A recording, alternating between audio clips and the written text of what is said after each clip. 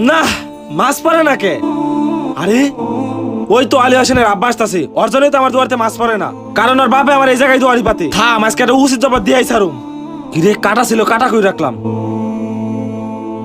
এই তো পাইছি কাটা, এই কাটা দিয়ে আজকে ওর একটা উচিত শিক্ষা দিয়াই ছাড়ুম। আমার চেয়ে বেশি মাছ মারো তুমি, থামো। এই তো এই হালকা কাদার ভিতরে কাটাটা পইতে রাখি। এই তো শেষ।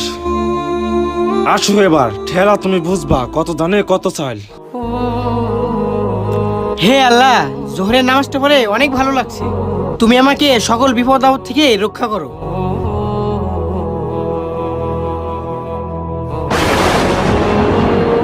কিরে, অত কিছুই হইলো না, ব্যাপারটা কি? কিরে, কারাটা তেনে পুতলাম, কারাটা কনে গেল? অন্যের জন্য গর্ত করতে গেলে সে গর্তে নিজেরই পড়তে হয়। ভিডিওটি ভালো লাগলে সাবস্ক্রাইব এবং কমেন্ট করতে ভুলবেন না।